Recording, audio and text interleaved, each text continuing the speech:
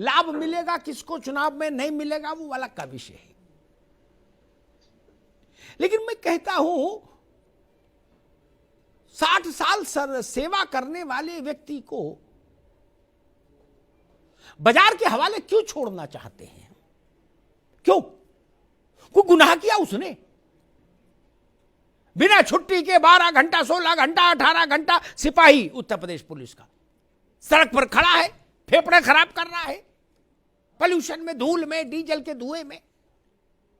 उसको वो इतना हक नहीं है कि जब वो रिटायर हो जाए तो उसके बाल बच्चे उसको निकाल के घर से बाहर ना कर दें। अपने सम्मान के साथ अपनी पत्नी के साथ रोटी खा ले। कोई गलत बात है क्या? हर राज्य में ये व्यवस्था बदलनी चाहिए। उस बाजार के हवाले कर दिया। मैं आज की घटना बताता हूं। सृष्टि तो बहुत पढ़ने लिखने वाली है। आज की घटना बताता हूं। यूक्रेन पर रूस ने हमला किया, हिंदुस्तान का शेयर बाजार जमीन के नीचे जाके खड़ा हो गया। अब उसका असर क्या पड़ा? मुहम्मदाबाद में जो तहसील में लेखपाल है, पटवारी है, उसकी तो पेंशन डूब गई क्योंकि वो तो बाजार में लगी है। झगड़ा हुआ यूक्रेन में और पेंशन डूब गई गंज डुंडवारा में।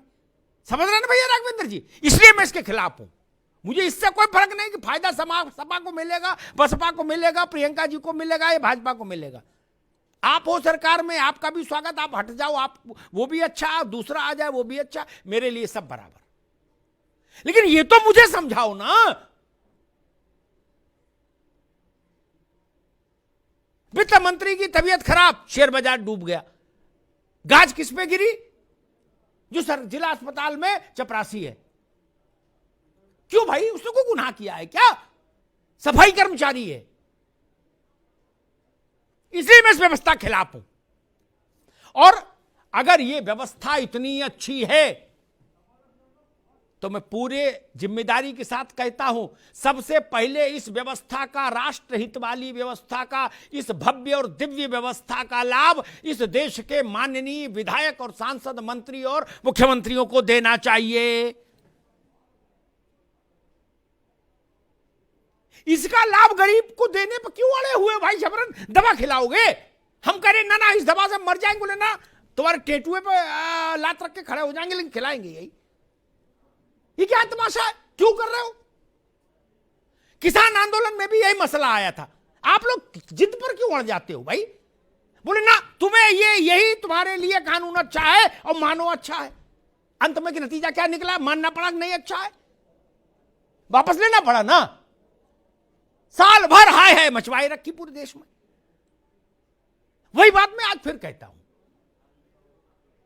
जब कोई कर्मचारी मुझे ऐसा दिखा दो, मैंने एक बार कहा, सरकार के लोगों से ही कहा कि मुझे एक कर्मचारी ऐसा दिखा दो जो सरकारी कर्मचारी ये कहे कि मुझे नई पेंशन अच्छी लगती है। उत्तर नहीं था। उत्तर नहीं था। जब 20 लाख में एक आदमी इस बात को नहीं कह रहा तो आप इसके पीछे क्यों पड़े हैं भाई? जबरन जबरन क्यों पड़े हैं? जबरन नहीं तो होना चाहिए। ये लोकतंत्र के मिजाज के खिलाफ काम है। लोकतंत्र में नीति किसके लिए? हमारे लिए तंत्र है, हम तंत्र के लिए नहीं। देश तंत्र के लिए नहीं है, देश के लिए तंत्र है, योजनाएं हैं, कानून हैं, व्यवस्थाएं हैं। ये तो समझो भैया। और एक और दूसरी बात कहता हूं, मेरे मन में इस बात का भी बड़ा रहता है।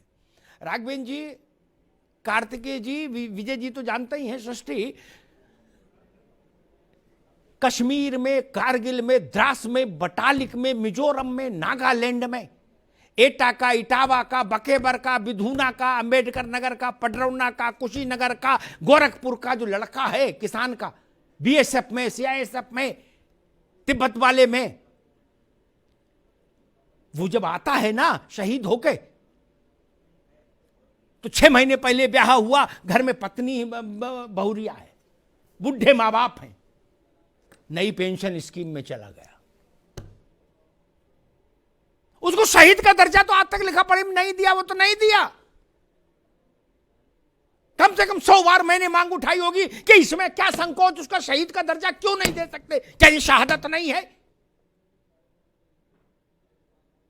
अर्धसैनिक बलों के साथ ही जाती क्यों? वो लाखों लाख लोग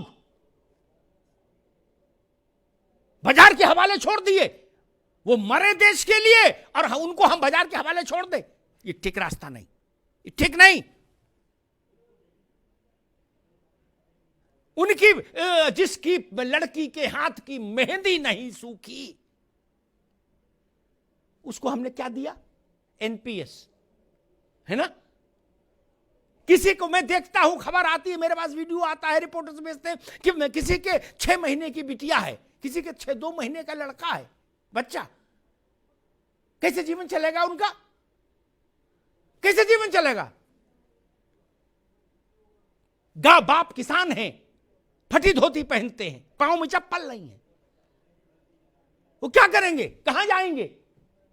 क्या भारत इतना निर्धन है? क्या भारत इतना कमजोर है कि हम अपने जवानों के लिए यह व्यवस्था नहीं कर सकते?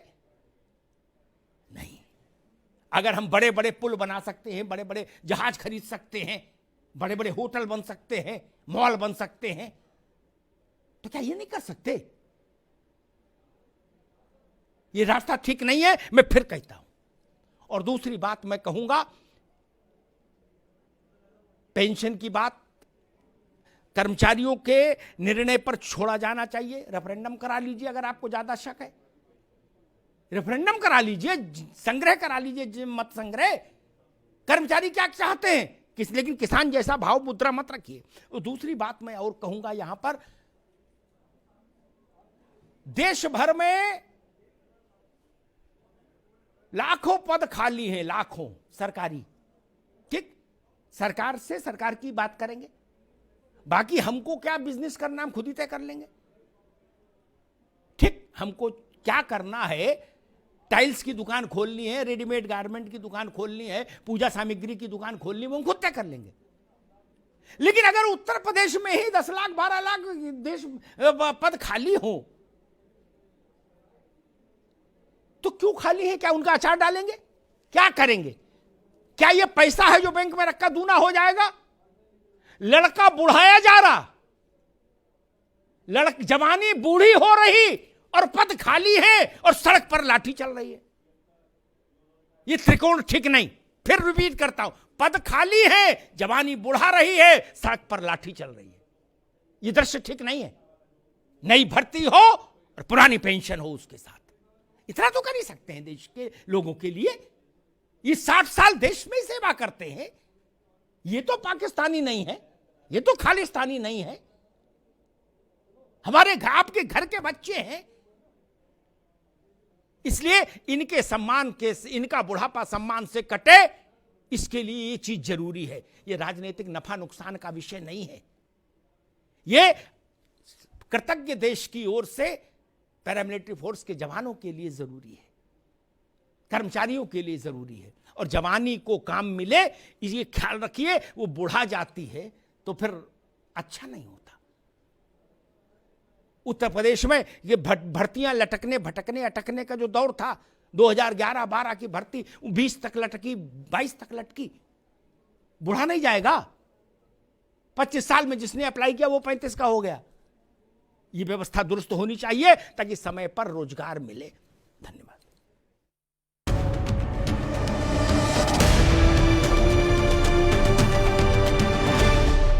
अब उत्तर चाहिए, ब्रॉट यू बाय केसरी मरहम एवं तैलम, वर्षों से दर्द पे सबसे ज्यादा असरदार।